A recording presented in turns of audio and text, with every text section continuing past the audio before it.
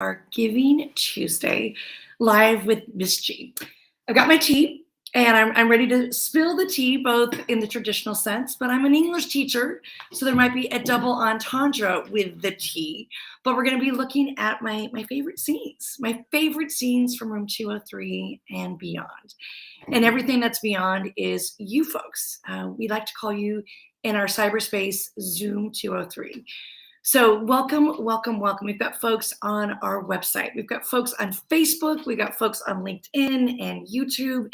So while you're getting settled, grab some tea yourself. Declare yourself. Tell us where you're from. Put yourself in the chat room. And we would love to say hello. Hi, Brian. Tell us your continent. Tell us your country. Tell us your city. And we've got some really fun questions that were sent to us early. So I'm going to be curating questions. And if you ask a question, you get a book. You get a choice between two. So let me tell you about the choices. We're going to choose 4 questions that were sent to us early. And we're going to be curating a couple questions today as well. So the first option, if you send us a question and we read it live, is the 20th anniversary of the Freedom Writers Diary. 20 new stories. The Freedom Writers came together right before the pandemic, and it's this beautiful retrospective of where they were and where they are. And we love this book almost as much as the first book, but the good news is it's a combination. So this is one option for those of you that are asking questions in real time. And the second one is my new obsession. It is our brand new book. It was a bestseller within a few hours of release on Amazon, and it's Dear Freedom Writer. It's beautiful, heartfelt letters written from kids all over the world. 50 kids to be exact, between the ages of 10 and like 21. So those tender teen years, they sent letters to our foundation like a message in a bottle. They were nurtured and mentored by Freedom Writer teachers, and both Freedom Writers and Freedom Writer teachers responded. So it's the light at the end of a dark tunnel for a response. So whichever book you so choose. So if you've got great questions and you haven't submitted yet, do so now in real time. And what we're going to be doing over this hour as we are spilling the tea is I've chosen some amazing questions. And then what I'm going to do is tie a wonderful question with a moment in time. So we curated today some moments from our feature film. We curated some moments from our documentary. And I've tapped some Freedom Writers to help me bring these incredible moments to life. So let's dive in. For all of you where you're nearby, if you're a Freedom Writer teacher, announce yourself. Let us know where you're from. Continue to ask questions. So my first question comes right here from California, Connie King. And she's from Gilroy, California, which I believe is where they do the Garlic Festival. Yes, you heard that right. In Gilroy, California, I think they curate every kind of food with garlic. So Connie, if you're in the chat room, let us know. You're going to choose the book of your choice. And your question is, what motivated you on the most challenging days when you first started teaching? It's a great question, Connie. So I asked Tony, who we refer to as Pretty Tony. This is Tony of the Then, if you guys can see his sweet face. Tony of the Then was about 4 foot nothing. He often says that he had to grow into his teeth. He had a mom that was studying to be a beautician, so she would practice on his head. And the girls did not pay Tony the time of day. Poof, all these years later, we call him Pretty Tony now. So I asked Tony to help me answer this particular question for you about those challenges and those first few days of teaching.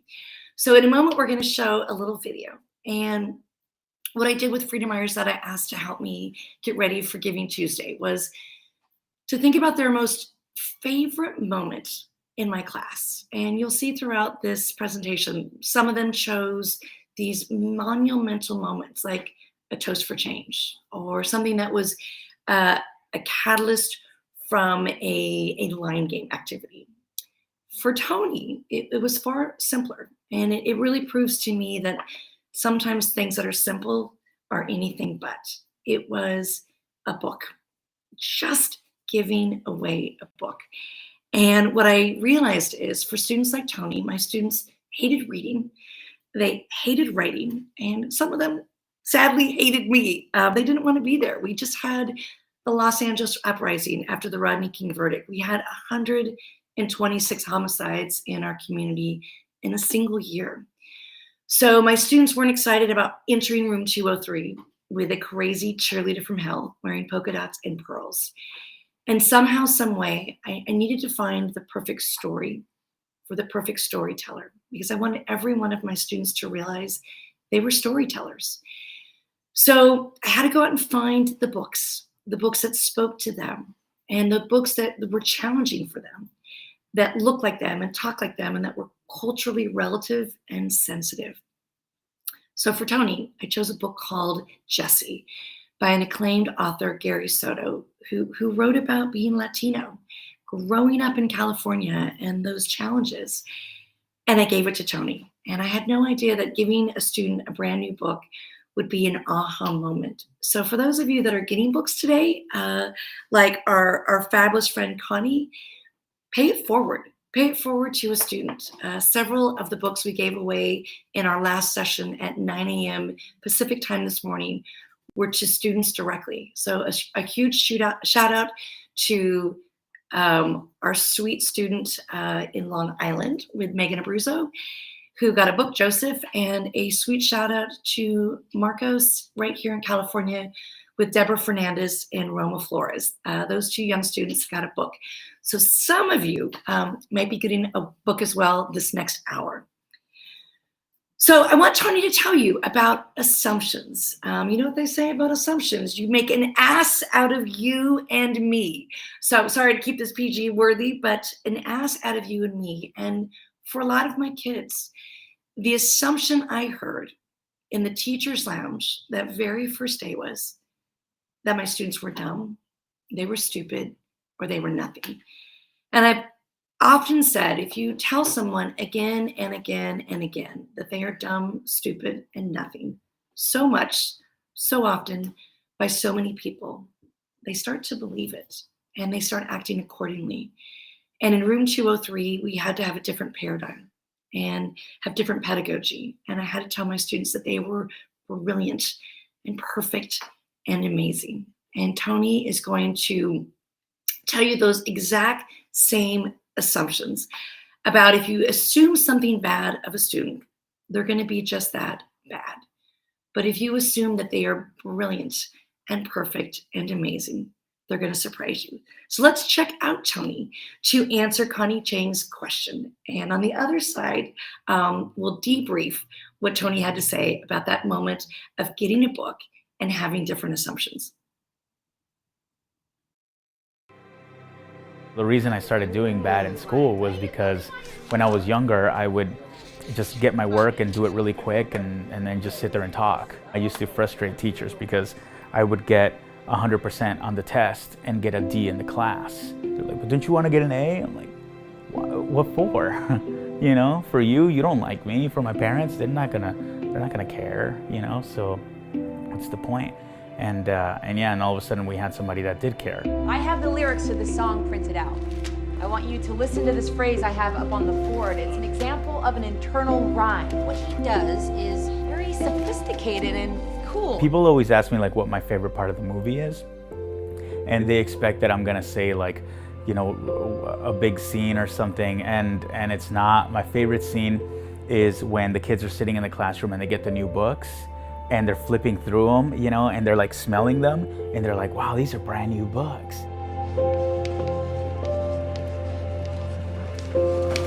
These books are brand new. That was the first time I had ever held a new book in my hand. It's something that I think that people take for granted. All the books we got, they were either really old and damaged or missing pages, or they weren't the real books, like the little condensed versions of stuff. That was my favorite day in high school when we got those brand new books. And then I remember asking Erin, like, well, how long do we get these for? She's like, no, this is your book. You take it home, you bring it back, you do whatever you want with it. And I was like, wow, like it actually made me want to read it.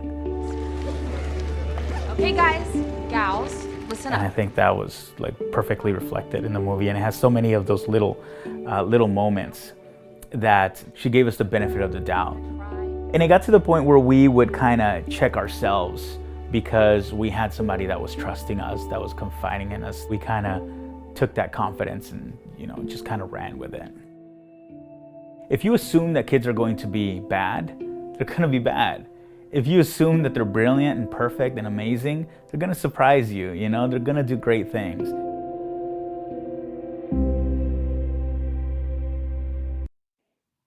Oh, I love Pretty Tony. I love that moment, and I love the power of giving on Giving Tuesday, giving of your time, your talent, and your treasure. So speaking of time, talent, and treasure, we're going to ask all of you to do just that. Pay it forward in some form or fashion. So I want to do a shout out as we go through this hour for those that have given of their time, their talent, and their treasure. A shout out to Paula Kessler. She is dedicating this donation to Milton Kessler. So thank you, Paula. Father Gonzalo, who is a freedom rider teacher from Uruguay, now at the Vatican with the Pope, also donated, as did Megan Abruzzo from New York. And stay tuned, Megan. I have a question from one of your students. I want to do a shout out to Edric and Fran Sade, Tamara Davis, Doug Taylor, and Rex Beal. All of you who donated, you have the potential to have your donation doubled. Because just today, we had an incredible opportunity.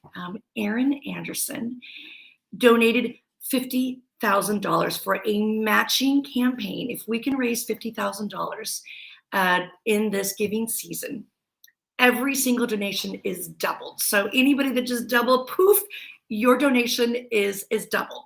So I want to do a huge shout out to, oh my God, to Edie Mermelstein. Oh my goodness.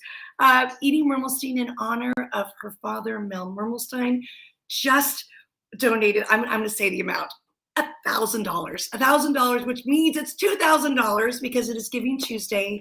And Aaron Anderson, in honor of the Gary Foundation, Gary Anderson Foundation, literally this morning announced that she's going to do a $50,000 matching challenge. That's bonkers.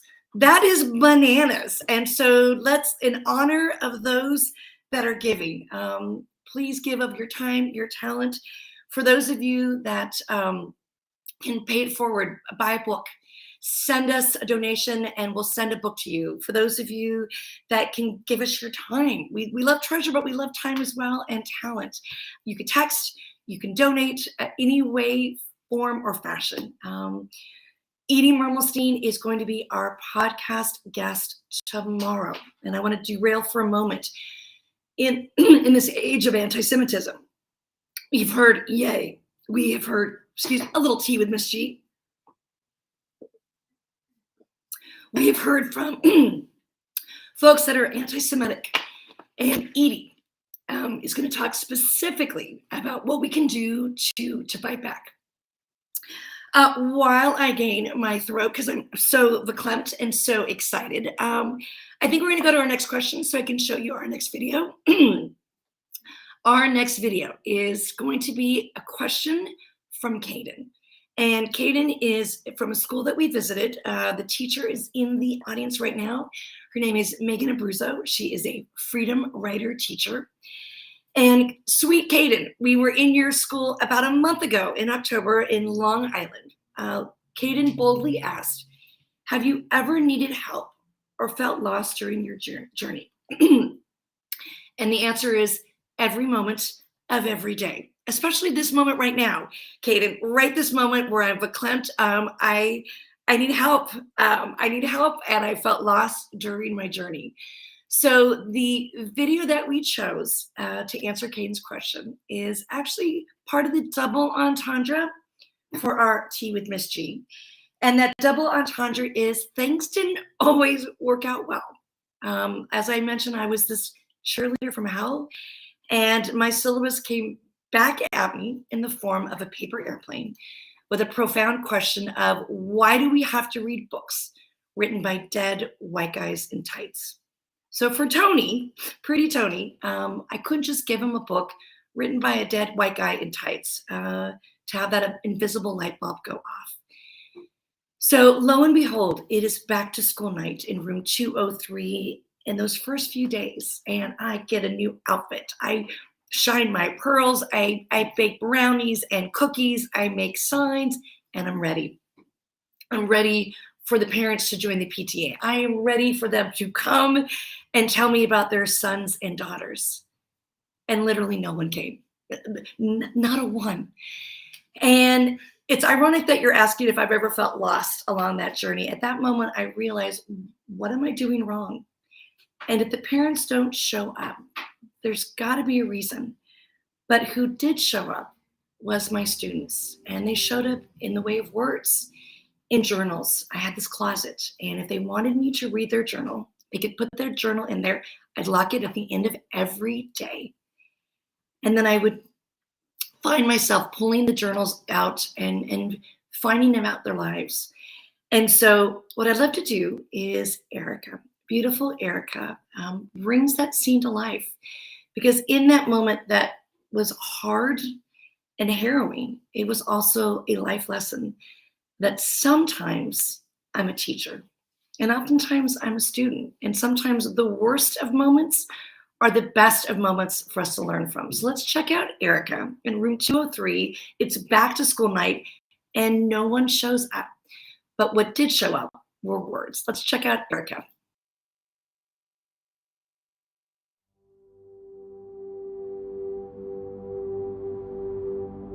My freshman year of high school, I was in the Distinguished Scholars Program. I was one of like 2 Latinas in the class. I felt overlooked a lot. The teacher didn't really engage me. The difference with Freedom Writers is I felt like I belonged and that Aaron cared about me and us, and Freedom Writers, we cared about each other. So it made me feel safe and seen and good. My favorite scene is the back to school night. Aaron was standing at the door and waiting for parents of Freedom Writers to show up, and no one did. Across the hall was the Distinguished Scholars class, and you could see the teacher there greeting and talking with all of the parents of the Distinguished Scholars students that showed up. Tell her she was a little disappointed that parents didn't show up. And so she comes back in the classroom and looks over to the cabinets on the wall or the closet. She had given us an option of when we wrote in our journals to put it either on the right side where she was allowed to read what we wrote, our stories, or on the left if they didn't want to be read. She opens the right side and it's just full. So all the Freedom Writers had put it on the right side for her to be able to read. I like that scene because even though the parents didn't show up, we showed up for her through our journals. And so in that moment, I feel like she knew that the way that she was there for us, we were there for her.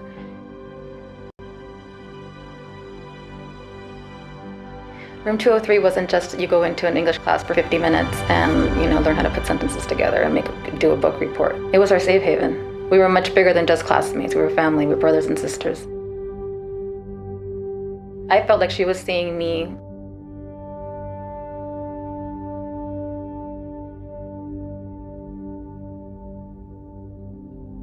I love that scene. A lot of the videos we're going to show today may tug at your heart.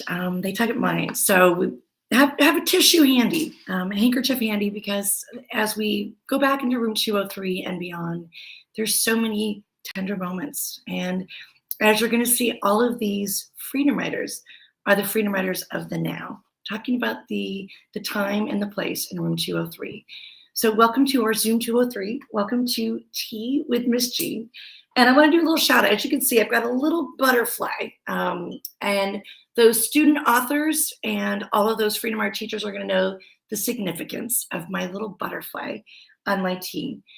And that is for Lexi. Lexi's legacy. I just saw that Erin Anderson joined us. I'm so excited. So I want to go backwards to go forward. Erin Anderson has made a challenge. The gauntlet has been thrown down, my friends. And the gauntlet is that today, on Giving Tuesday, Erin Anderson is doing a matching grant.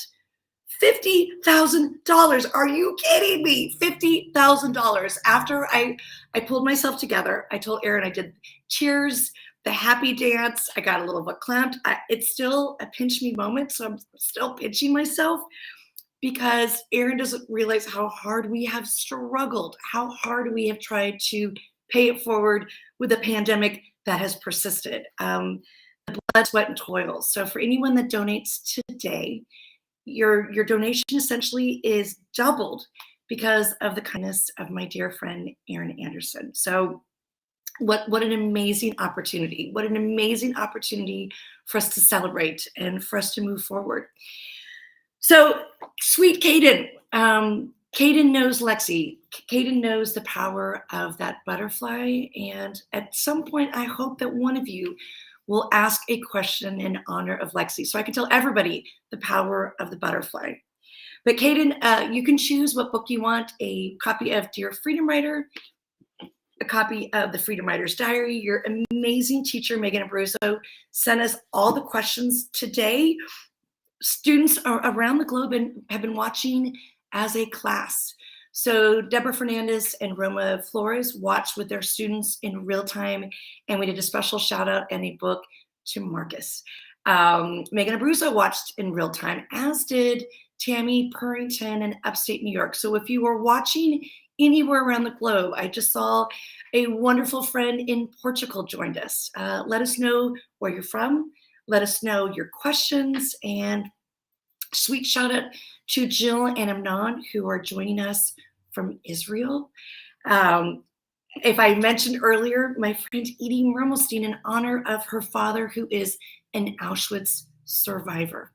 Mel Mermelstein accompanied the Freedom Writers to Auschwitz, and she just donated to our foundation. So thank you, Edie. She's going to be our podcast guest tomorrow.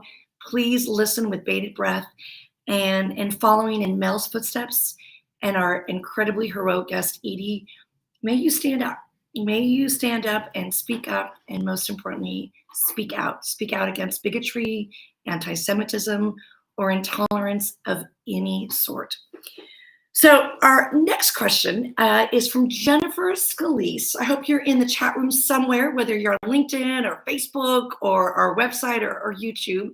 Jennifer Scalise, if you are there, you are from upstate New York, and you asked, what is something you hope everyone takes from your story? And so in reviewing your question, I thought one of the most amazing things that happened in my class was this ability to change at any time, for any reason, to wipe a slate clean, to start anew. Maybe they needed a second chance or 100th chance, but everybody has that opportunity. And as we learned with Connie's question earlier, and Tony so poignantly pointed out that if you tell a kid they're going to be bad, they're going to be bad.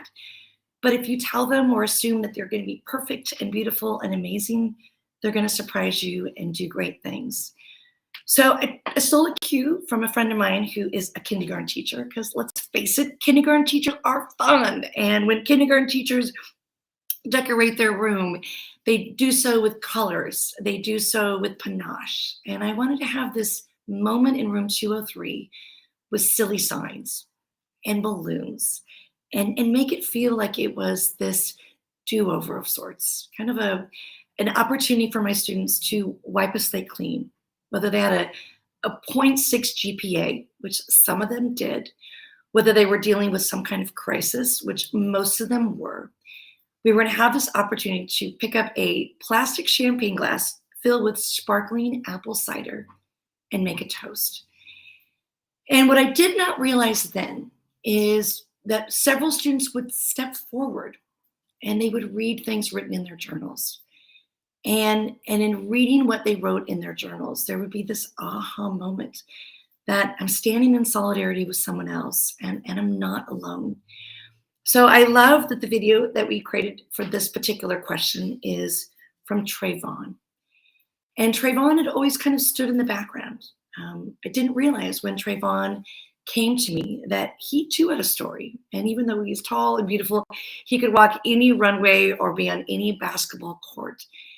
That by the time he was 14, he'd seen things that no 14-year-old should see, experienced things that no 14-year-old should experience. And when the student stepped forward and read from his journal during our Toast for Change, change was inevitable. It was kind of like that Gandhi quote, may you be the change you wish to see in the world. And that's just what happened. So I'd love for Trayvon to take us back into my classroom and this moment, this tender moment of Narada stepping forward, reading from his journal, which would eventually become Diary 24 and the Freedom Writer's Diary, and one of the most poignant moments in the movie. But it wasn't just a poignant moment for me and Narada. It was a poignant moment for every single one of us. So let's check out Trayvon and this ability to make a toast for change.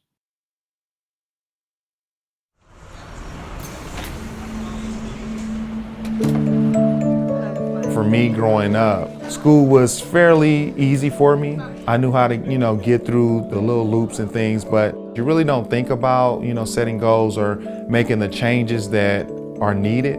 Aaron helped me to appreciate education. Whenever I think about the movie, the first thing that pops in my mind is the Toast for Change. Okay, guys, gals, listen up. The scene where the guy comes back from his summer break. Had the worst summer he can ever imagine because he got a knock at the door and it was the sheriffs. And they were basically there to evict him. And for him to say that, he's wearing the same clothes from last year. And all I could think about is to come into our classroom to understand that he wasn't going to be singled out, picked on because of that. This thing is real. We were really just a family and we understood struggle. We all, gave him a hug and let him know everything was going to be all right. And like he said, he felt at home.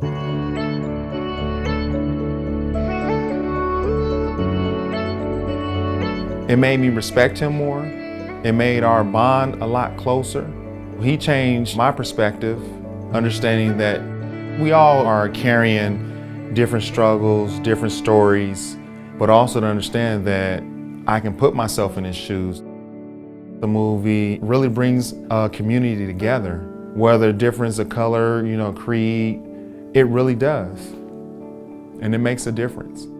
At that point of us making a toast for change, it allowed me to bridge, what I was dealing with, which was a whole different situation. It allowed me to open up on paper as Aaron, asked us all to write our story down. It made me want to go beyond the basketball court. It made me want to, academically excel. To understand that I wanted to go to college one day and go to, a school that had a magnitude that I can really soar, create friendships for a lifetime, and because of that, I was able to do so. Understand that what you give out is what you receive back. Oh, I told you these are like tearjerkers. That was a question from Jennifer Scalise from upstate New York. And Jennifer, if you are on any of the sites, LinkedIn, Facebook, YouTube, our website, let us know that you're here. Let us know what book you want, whether you want the Freedom Writer's Diary, the 20th anniversary, or the new book, Dear Freedom Writer, and we will send it to you. It's perfect for Hanukkah or Kwanzaa or Christmas or whatever you celebrate for you or someone you want to pay it forward to. So thank you so much for asking that question. And I want to do a sweet shout out to some of the fine folks that are joining us. I want to just give you just some context of some of the places that are on this call right now. Mandy from Minnesota, and Noah from New York, who happens to be one of Megan Abruzzo's students. Deborah and Roma from Adelanto. Nicholas, also one of Megan's students in Long Island. Sandra from Portugal. Manny from Fresno, I hope his entire family. Dr. Dale White and Kyan are sitting beside him, I hope. Khalees from Georgia, I hope I said that correctly. Gordon from New York. Josh Berger, my heart, and Irvine, sending you lots of love. Megan and her family, her cute boys, and her hubby as well. Daniel Danielle from Tennessee, a Freedom Rider teacher, Jill and Amnon in Israel, and Tammy Purrington. Tammy, Megan, and Deborah and Roma were just 4 of the teachers who watched our 9 o'clock with their students. So a lot of these questions that came in in real time from a kid who had a question to ask. So I'm hoping in this very chat room, send a question. I love to give away books. I'm going to give away a lot of books today because Aaron Anderson donated $50,000 as a challenge. It's a matching grant, but that's a lot of books I give away. That's a lot to celebrate. It's Callie. Hi, Callie. I apologize, Callie from Georgia. So with a matching grant of $50,000, are you kidding me? I can give away a lot of books. So if you come to our 6 o'clock, which is our last Tea with Miss G today, I might just have a ton more questions because I've got more books. If you want to ask a question and you want to get a book for a honey buddy, for a sweetie pie, just because, please let us know. So our next question is kind of this moonshot, and it has to do with what we did in room 203. But during the pandemic, when things got hard and harrowing, we realized that not everybody has a safe space. Not everybody has the sanctity to become a family and stand on a line and raise a glass and to toast. So this particular question comes from one of our Freedom Rider teachers, Rochelle Wright. And since I've known Rochelle Wright, she was at the elementary level, then she was at the high school level, and now she's at Palm Middle School. So I love that Rochelle Wright is really an educator, finding her footing in all levels. Wherever she is, home is where her heart is. Her question was, what are you most looking forward to in the coming years? So this takes us out of room 203 and actually breaks the next wall, which is Zoom 203. So the pandemic is raging. Everyone's at home. As a teacher, we realize we are competing with Fortnite and every kind of video. Kids have their screens black, and we're trying to teach lessons. So the Freedom Riders and I had this epiphany, this realization, this idea that kids are going to go to a very dark place if they don't have that socialization. And that has come to pass. It's been like the last 2 years. So with depression and anxiety, and even sadly, suicide ideation, Freedom Riders rallied and we thought, how can we create curriculum that really speaks to kids where they're at? You know, identifying those issues of depression and anxiety and suicide ideation. And how do we come together in real time, in a box, on a screen, with a computer? And that's exactly what happened. So we started making curriculum and we started working on this new book. And so in honor of Rochelle Wright's question, I want to show you how the Freedom Riders rallied in this very room in our new home. And so let's check out what it means to create social emotional learning, curriculum that really speaks to kids, gives them a voice, and ultimately gives a voice to the voiceless. So this is in honor of you, Rochelle Wright. Tell us what book you want and what will be on its way. But this is our social emotional curriculum coming to life. Aaron Gruelle and the Freedom Riders created the Freedom Riders Foundation to provide educators with tools to empower all students to succeed. I felt it was really important for us to continue evolving and continue creating curriculum that went to where a student was at. When the pandemic hit, we knew intuitively that quick transition from in-class instruction to online learning would be difficult for a lot of educators and students. We created a 12-week curriculum that really looked at mental health parity in our classrooms. It was just a tremendous hope and a light at the end of the tunnel to get us through those tough times that while they were at home.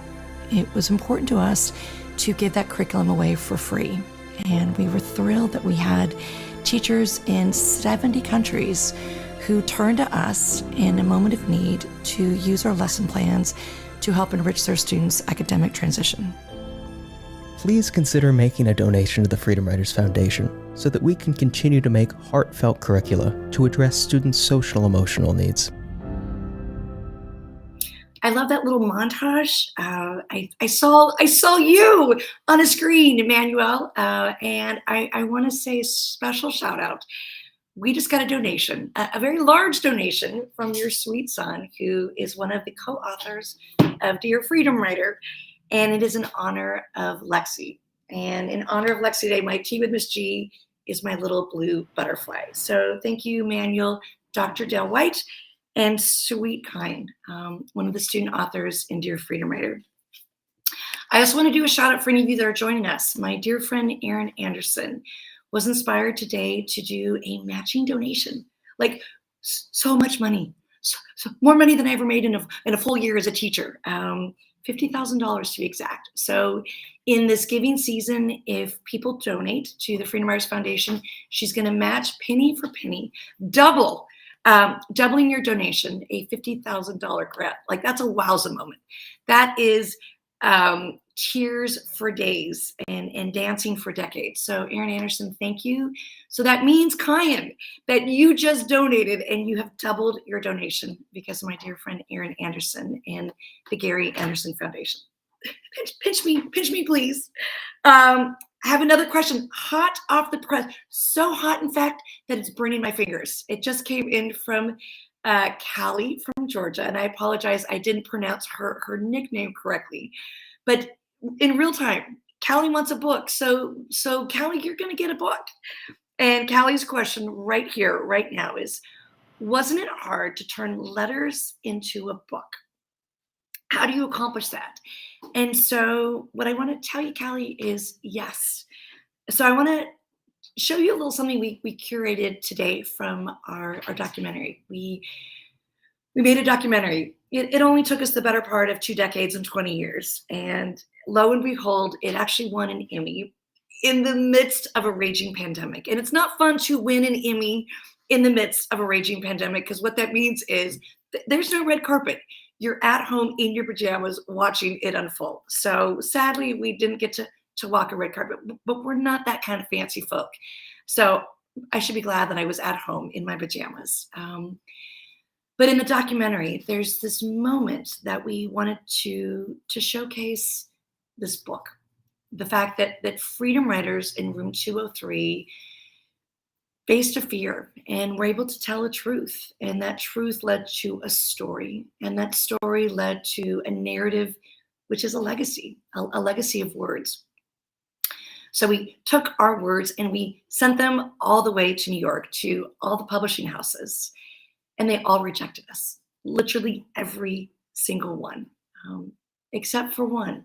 On the second round, we went back to the publishing house that published a book by a little girl in a tiny little attic. And that was The Diary of Anne Frank. And this publishing house is now behemoth because they keep, like Pac-Man, they keep gobbling up all the smaller boutique publishing houses. And they've gone on to publish books by former President Barack Obama. Prince Harry's book will be coming out by this company, and a book by a teacher and 150 kids. And so in this moment, suddenly we've got to get out in the world, and in the old-fashioned way, with grit and gumption, like, tell people about this book, that it's not just a collection of horror stories. There's hope and there's heart. And so you're going to see us in radio stations. You're going to see us on television shows that were out longer than sweet little Chaim has been alive. He might not even know who Rosie O'Donnell is, but we were on the Rosie O'Donnell show, to just name a few.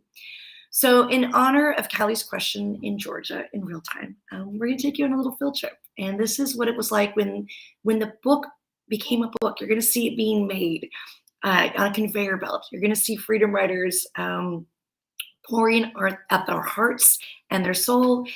And you're going to see my superintendent who donated this morning and basically said, I'm going to be in your life for the better part of forever, which is my invitation to all of you to be in our life for the better part of forever. So let's check out what it was like to have our book come to fruition in honor of Callie's question in Georgia.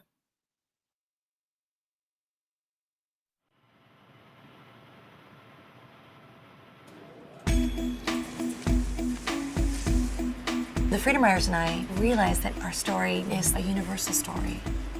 Maybe our story needed to become a book. We sent the manuscript to nearly every publishing house in New York, and every single one of them rejected us, except the one house that published a book by a little girl in a tiny little attic. And so I think it was, as it should be, that Doubleday, who published The Diary of Anne Frank, took a chance on 150 kids, and they published our book. They wake up in the morning and they wonder what violence they will see today. They hear the gunshots as they go to bed at night. The name of the book is The Freedom Riders Diary, and we've got some of the Freedom Riders here along with their teacher, Erin Gruel. They are the editors of this book. They took the time. We rented a hotel room. We brought in 15 computers. I just wanted to instill a great love of literature and writing, and I never envisioned that 5 years later my students would have written a book. In the real world, having a publishing house like Doubleday say that they want to publish your writing, that's the best performance assessment possible. That is so much stronger than a bubble-in answer sheet. We've actually accomplished something here. What's the lesson in all of this? It can't be as simple as writing a diary can turn your life around, can it? Tolerance. Tolerate each other, tolerate the people that are around you. It was like Ms. Gruel and the Freedom Riders, a phenomenal story, and now sports.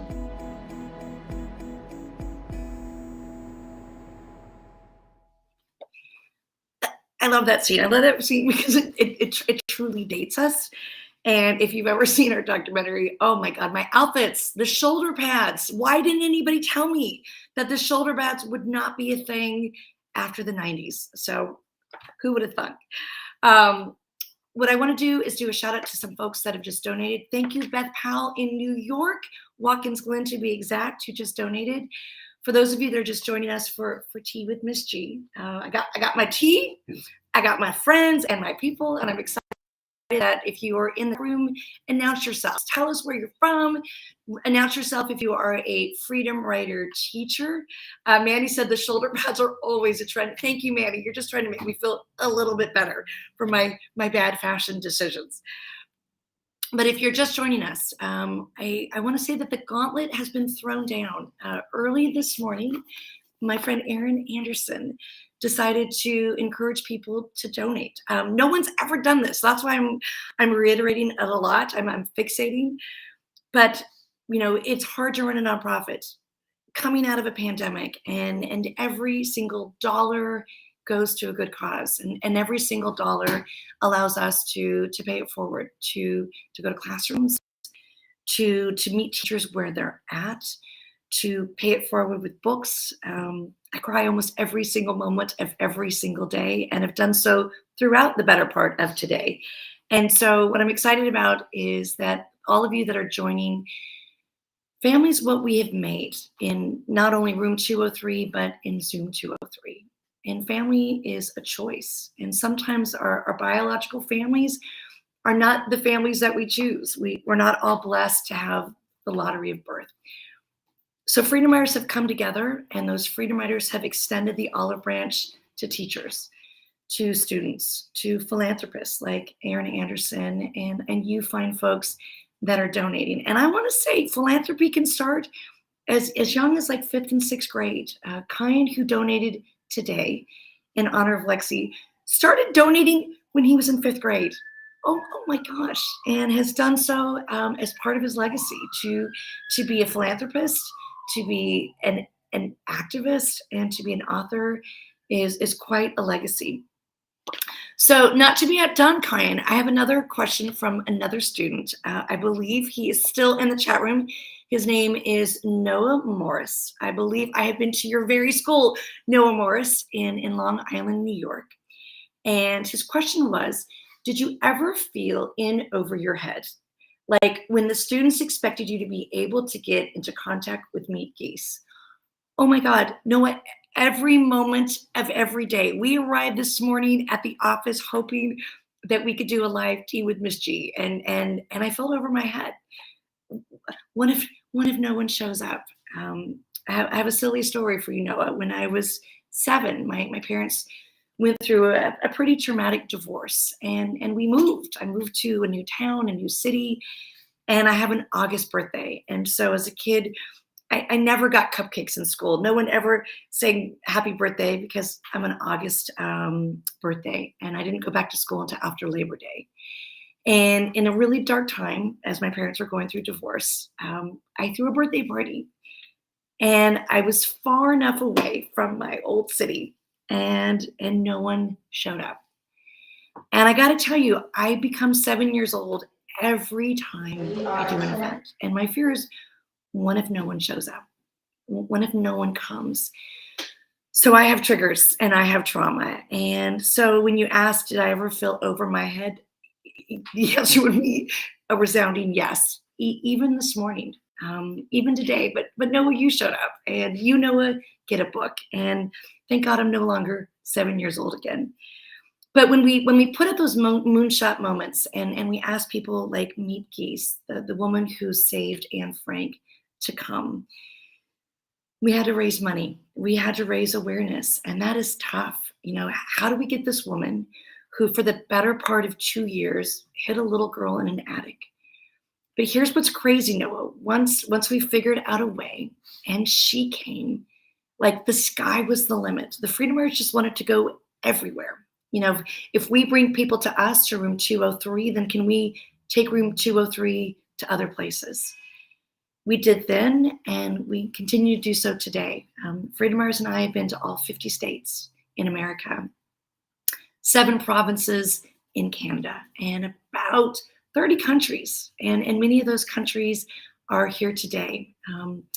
So to be able to have those moonshot moments, and to realize that home is where your heart is, and you can be a student even when you're not sitting at a desk, even when there's not a test or a quiz, when there's not a grade attached. So the scene I want to show you, Noah, in honor of your question and in honor of the book that you're going to get, is the Freedom Riders had this idea that why don't we take our words, our book, and take it to Washington, D.C., and we'll give it to the most important person in education, and that is the U.S. Secretary of Education.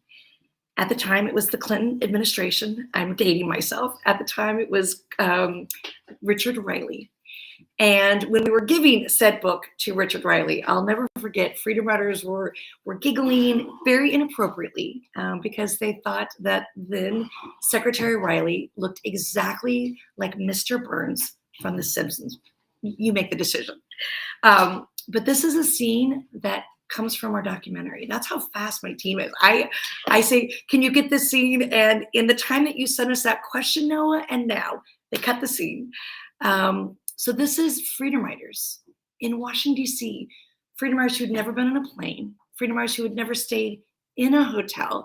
Freedom Riders who had never left their block, their city, or their state, 3,000 miles away from home, giving their book to the Secretary of Education, and realizing that maybe, just maybe, even if we are over our head, that sometimes you got to take a risk, because with great risk comes great reward. So Noah, this is for you. This is the Freedom Riders leaving room 203 and flying all the way to DC to give our book to not Mr. Burns, but the Secretary of Education.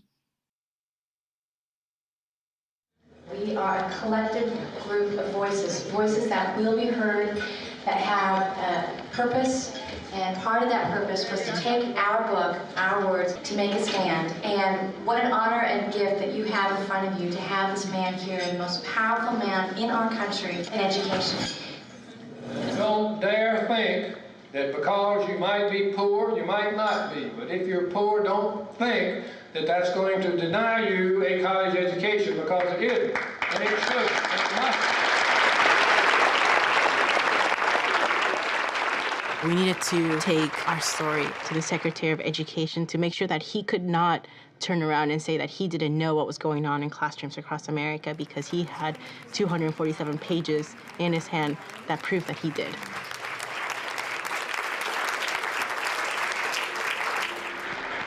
somebody came up with this idea that we should honor all of our friends that had been lost to senseless death. So we wrote names of people we lost in our lives on pins, and we were wearing them as a symbol of that their spirit is still alive. You know, they're still with us, they're still part of us. We all held hands. And we left the hotel holding hands. The world just goes by and no one stops to look at somebody in their face, to actually look at them for who they are. And so we stop traffic. And you could feel the presence of this is something bigger than us.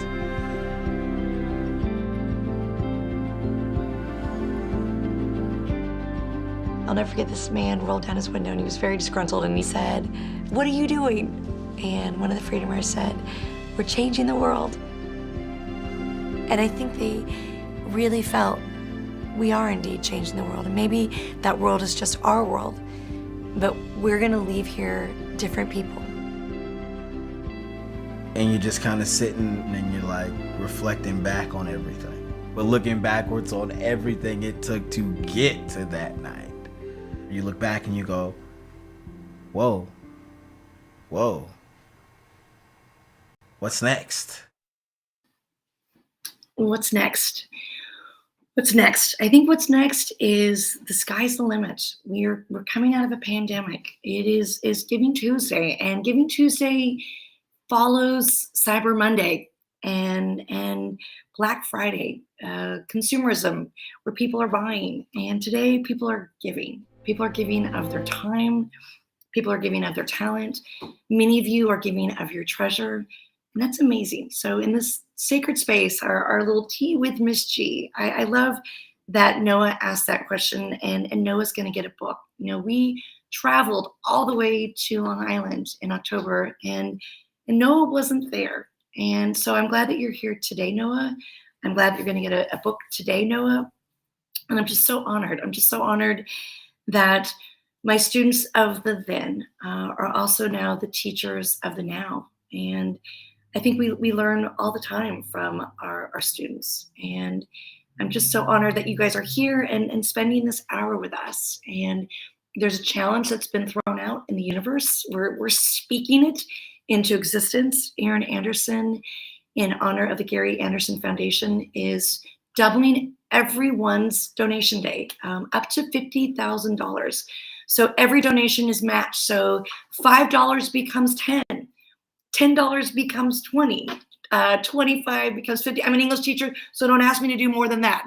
But every donation is doubled if you donate today because of the magnanimous and generosity and just grace of Aaron Anderson. So I think we have time for one more question or two. This came in today on our chat room while we were sitting here, and this is from Mandy, who is from Minnesota. And I've been to Minnesota many times. There's something about the Minnesota nice. Something about a hot dish, something about the smiles. Our dear colleague Callisti, a shout out to Callisti, is Minnesota nice. And Mandy is a teacher. And Mandy wrote literally in the chat room during this call, what is the one piece of advice that you would give to your coworker who is struggling with her or his mental emotional state due to the extreme trauma or situations of some of our students? Oh, Mandy, I only have a few minutes, but the mental health struggle is real. And you know, for a lot of our teachers, I often say that we put the oxygen mask on our kids first.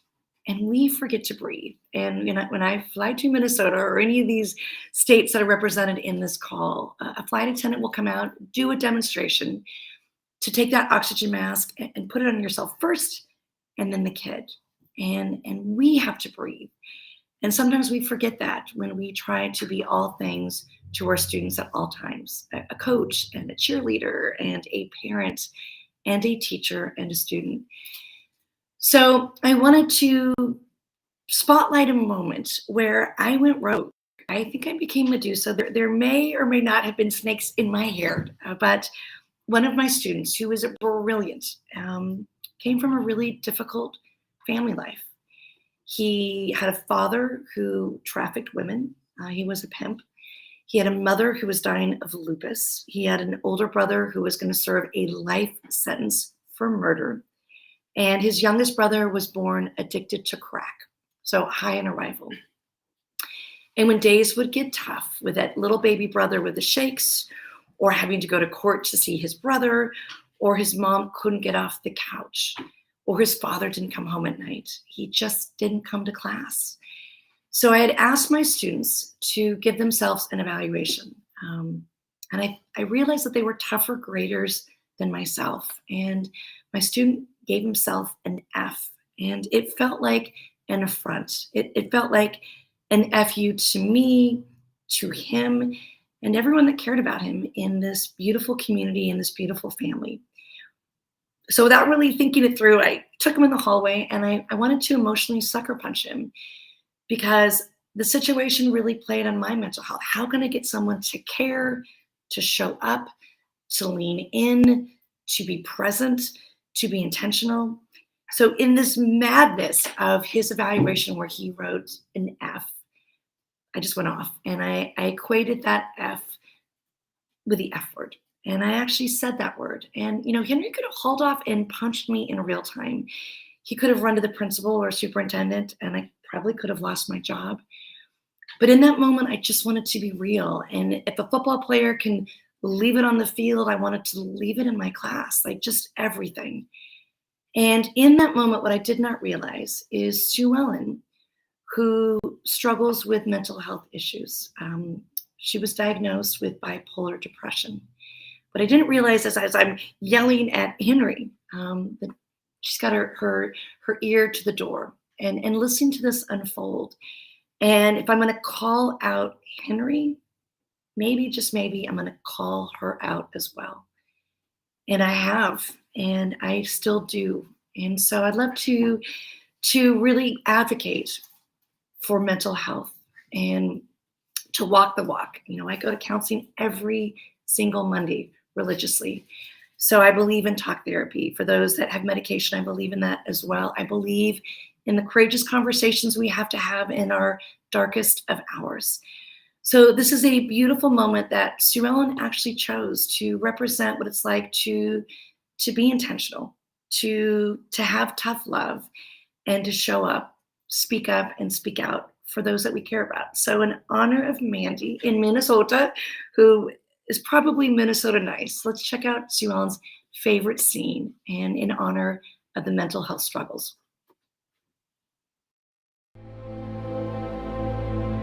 There's an experience that all of us Freedom Riders share, and it's amazing to see it, to relive it every single time it goes on screen. It's kind of difficult to take 4 years of our lives and put into a movie. Every character was a composite of different stories. I remember actually seeing the classroom that they built on the studio lot. Everything from the bookshelves, graffiti on the desk, the sunflower borders that Miss G always had in her classroom. It just made me feel like I was back in room 203.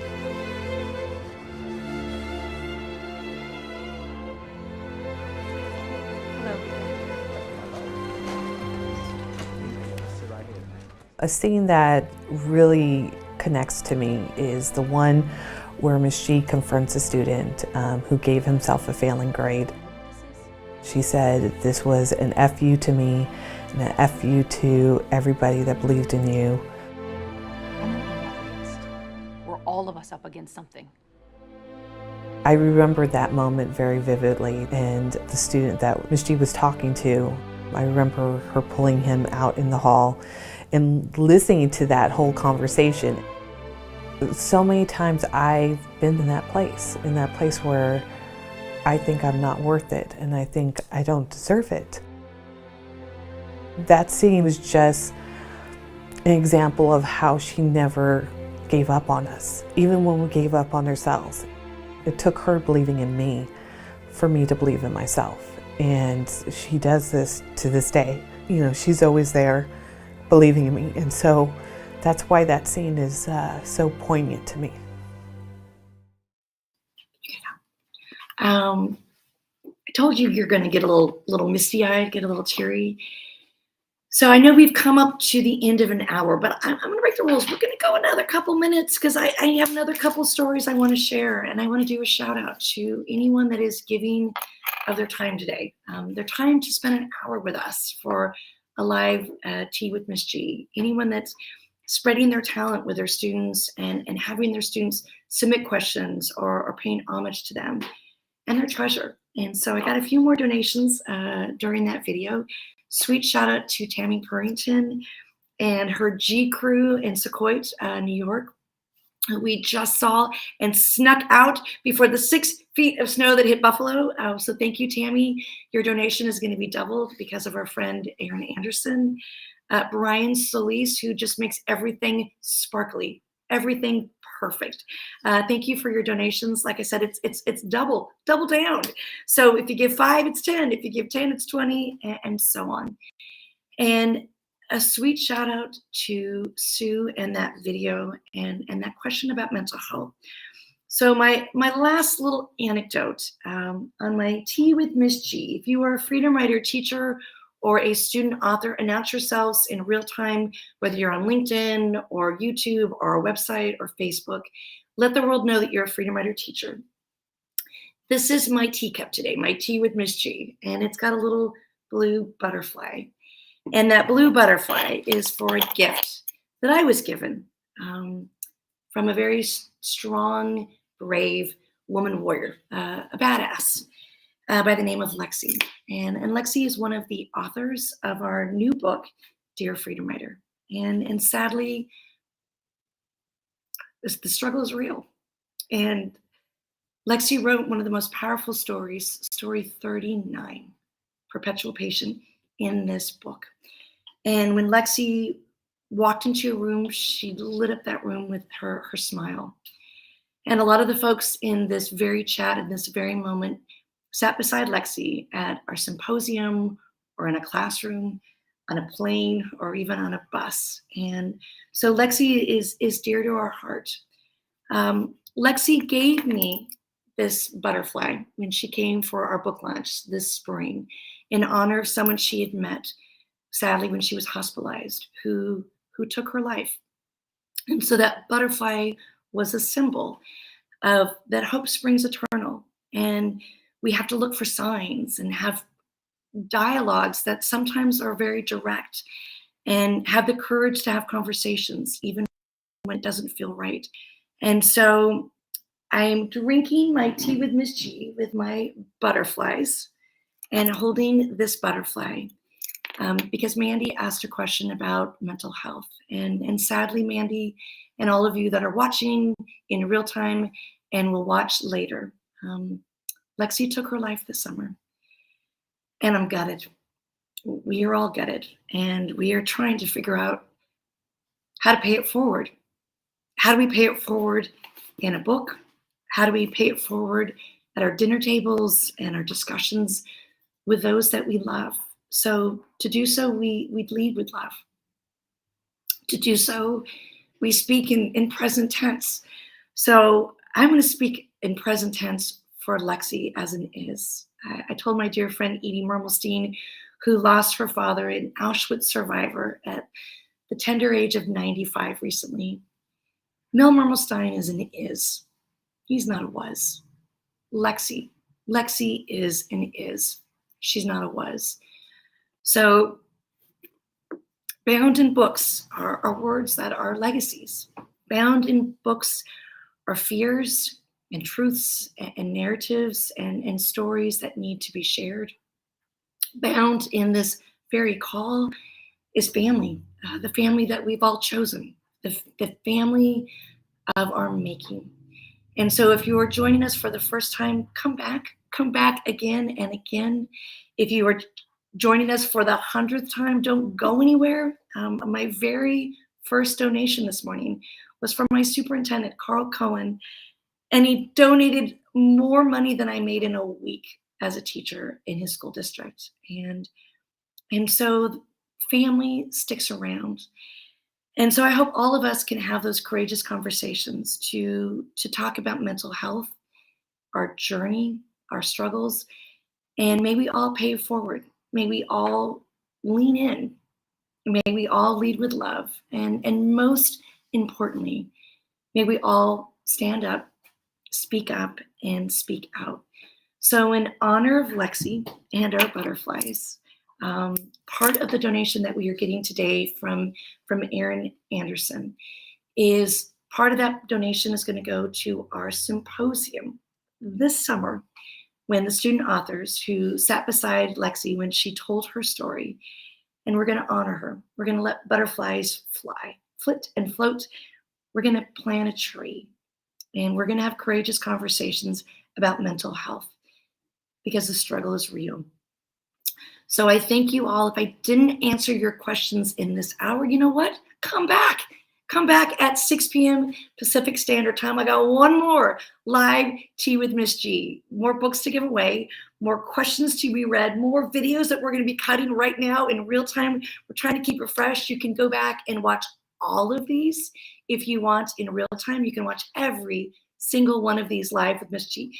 They're a little different, but come back. I've been trying to hold it together. I'm not going to hold it together at 6. I'm just going to let the tears flow, because I have so much grace and so much gratitude for all of you showing up today. So thank you for your time. Thank you for your talent. Thank you for your treasure. And thank you for showing up. Yes, Nicholas, today, 6 o'clock Pacific Standard Time. So that's like 2 hours from now. So if you find yourself, you need a snack, you're doing your homework, come back on this very site. You can join us LinkedIn, YouTube, our website, or Facebook. We look forward to seeing you and seeing you soon. Until then, thanks for joining our live Tea with Miss G.